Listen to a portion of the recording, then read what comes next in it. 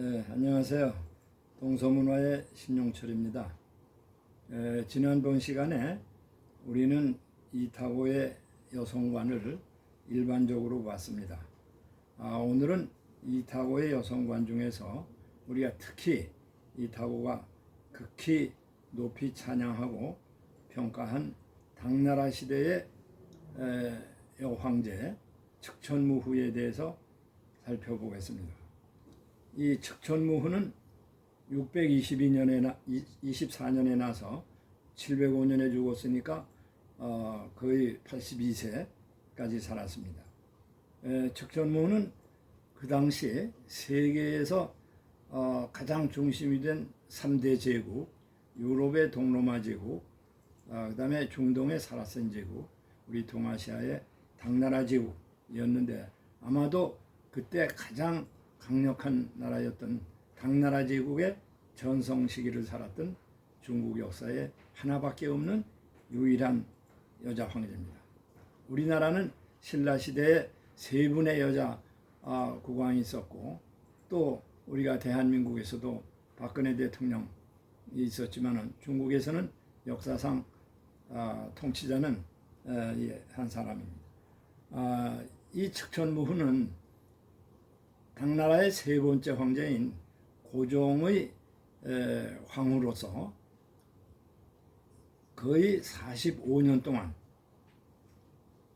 전성기인 당나라를 지배하고 영향을 끼친 당나라뿐만 아니라 중국 전 역사, 그리고 그 당시 세계에 있어서 아주 특출한 여자 황제였습니다. 그러면 이 측천무후는 어떻게 해서 정치적으로 부상을 했을까요? 우리 동아시아에 있어서 여성들의 활동이나 교육이나 이런 것들이 몹시 제한이 되고 있는데, 이저의 정치적인 부상이라고 하는 것은 상당히 특이한 겁니다. 원래가 장사꾼이고 정치가였던 무사오라는 사람의 이제 딸인데, 14살 때 당나라를 사실상 건국한 당태종의 후비로서, 그러니까 26번째 이제 후궁으로서 궁중에 들어오는 거죠. 그 당시에 중국의 제도로 보면 황제는 31명의 후궁을 두게 되어 있었는데 26번째이니까 끝입니다.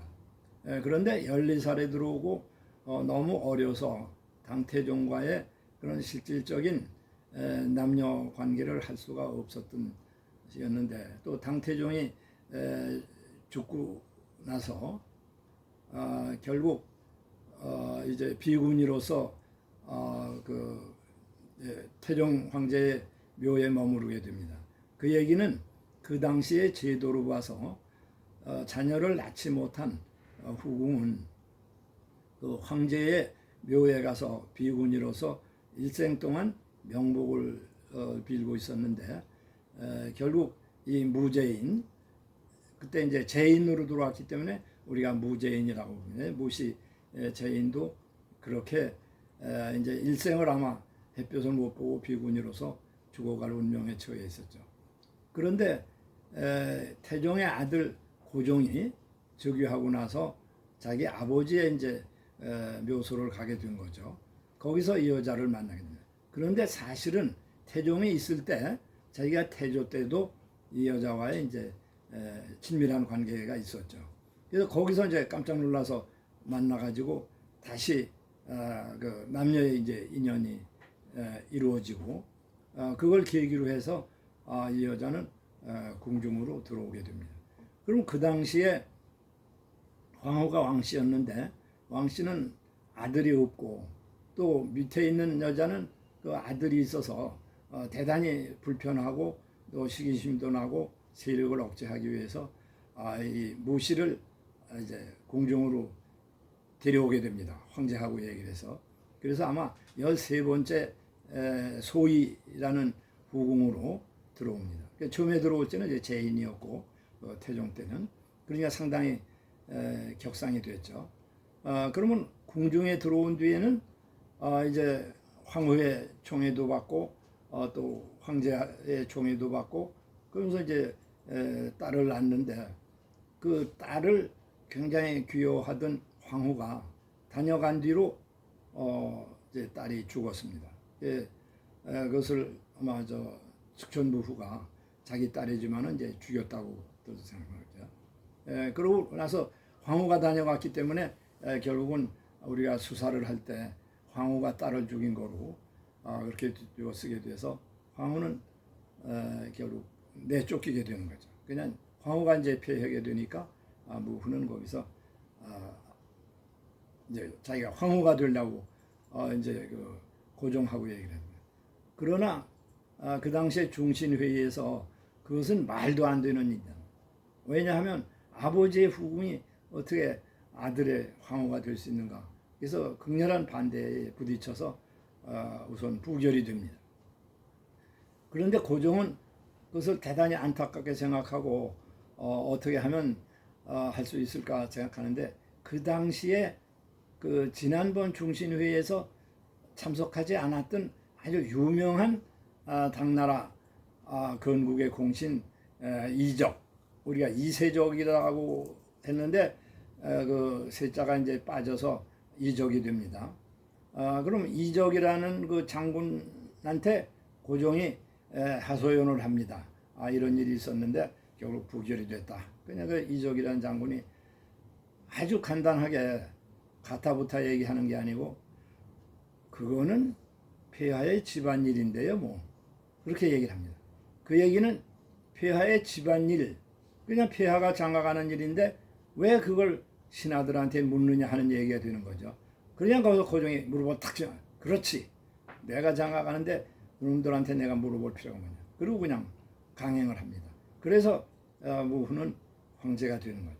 그럼 그 당시에 반대하던 중신들, 역대의 중신들은 귀양을 가거나 벼슬이 떨어지거나 또는 처벌을 받거나 그렇게 해서 그 고귀족들이 대단히 이제 세력을 잃고 새로운 귀족이 형성이 되는 이것이 정치적인 부상하는 우리가 무에 대단히 그 잔인하기도 하고 어떻게 보면 대단히 영악한 그런 길이죠. 그런데 사실 고종이란 황제는 정치의 뜻이 적고 몸이 약하고 그래서 의욕이 없는데 이 황후가 뒤에서 이중 황제를 하면서 결제를 하게 되죠.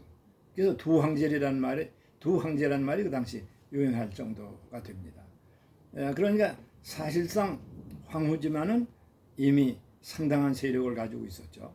그러면 이 고종 황제 시대, 요 시대에 우리 역사에 커다란 문제가 생기는 것이 660년 백제가 망하고 668년에 고구려가 망하는데 이것이 바로 고종 황제 때고 이 고종 황제의 실제 배후 세력이었던 그 무후 때가 됩니다. 그럼 고종 황제가 죽으면 이제 임금의 어머니가 되지 않습니까? 그러냐 태후가 되는데 태후로서 자기 아들을 이제 중종이 있습니다. 근데 중종과의 이제 사이에서 정치의 의견의 차이가 지니까 얼른 중종 자기 아들을 치워버리고 중종을 치워버리고 또 다른 아들인 예종을 세웁니다.